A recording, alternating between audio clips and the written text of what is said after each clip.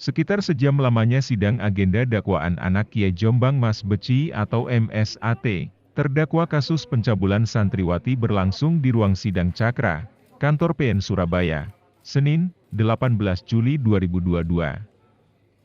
Kepala Kejati Jatim Mia Amiati yang memimpin 10 orang JPU dalam sidang tersebut, tampak keluar dari pintu ruang sidang yang digelar tertutup itu sekitar pukul 10.30 WIB.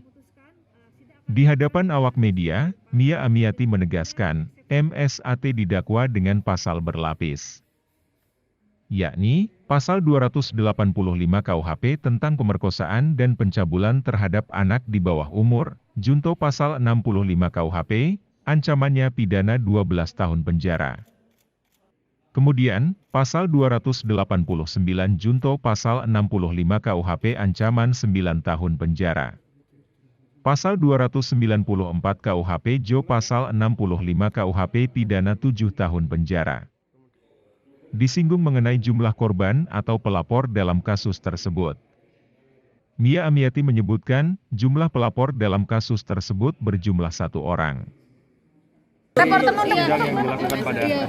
Bu Mia, bisa dijelaskan Mia, pembacaan dakwaan tadi seperti apa? Gantian dulu. Kita tertib ya. Tadi agendanya adalah pembacaan dakwaan. Tugas kami selaku jaksa penuntut umum adalah melaksanakan ketentuan undang-undang, melaksanakan kegiatan penuntutan. Jadi tidak ada arogansi dari lembaga atau apapun, hanya ingin melaksanakan kegiatan penegakan hukum, artinya secara humanis bisa diterapkan sesuai dengan ketentuan undang-undang. Tadi agendanya adalah pembacaan dakwaan, dan di situ tidak ada aktivitas yang bisa bertanya atau apapun, hanya membaca dakwaan. Kemudian agenda kedua, majelis hakim sudah memutuskan sidang akan dilanjutkan pada hari Senin depan dengan agenda eksepsi dari penasihat hukum terdakwa. Isi dakwaannya apa aja? Sebagaimana telah kami sampaikan pada rilis sebelumnya, bahwa kami mendakwa dengan pasal berlapis dengan dakwaan alternatif. Di sini yang pertama adalah pasal 285 KUHP tentang pemerkosaan dengan maksimal ancaman pidana 12 tahun. Kemudian pasal 289 KUHP tentang pencabulan dengan maksimal ancaman pidananya 9 tahun. Dan yang ketiga adalah 294 KUHP ayat 2 kedua. Di sini ancaman pidananya adalah 7 tahun junto pasal 65 ayat 1 KUHP. Dengan pasal berlapis yang ditetapkan tersebut, apakah bukti-bukti dan juga saksi sudah dipegang oleh kejaksaan? Sudah, berdasarkan hasil penyidikan dari penyidik, kami melaksanakan kegiatan pemberkasan dan itu semua sudah dalam berkas perkara. Jadi nanti kita hormati semua sesuai dengan ketentuan bahwa majelis hakim di persidangan nanti dalam berita acara akan kami sampaikan dalam pemeriksaan persidangan akan membuktikan apakah majelis hakim punya keyakinan terhadap pembuktiannya. Mungkin Bapak Ibu sudah paham bahwa pembuktian hukum pidana dalam yang berlaku Indonesia ada 4 pembuktian. Yang pertama adalah pembuktian yang meyakinkan hakim seutuhnya hanya semata-mata dari keyakinan hakim. Yang kedua, keyakinan hakim dengan adanya alasan yang rasional.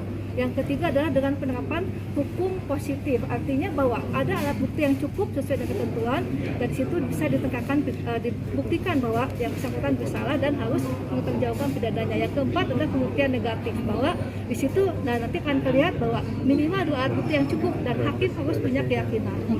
Apakah jaksa masih akan terbuka dengan saksi atau bukti baru?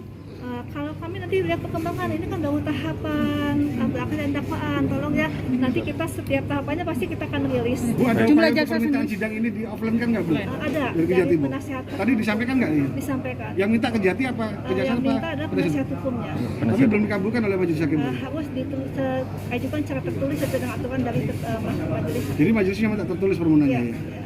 Alasannya apa, Bu? Dari pihak PH. Beliau kurang bisa koordinasi dengan terdakwa katanya, yang kami tangkap tadi dalam hal ini. Mungkin bisa tanyakan langsung pada penasihat hukum. Tapi ada juga permintaan dari Kejati sebenarnya ini untuk offline ya? Oh, tidak ada. Kami Itu tadi tidak ada. Imron dan juga pemirsa pernyataan dari Mia Amiati selaku dari Ketua Kejari Jawa Timur.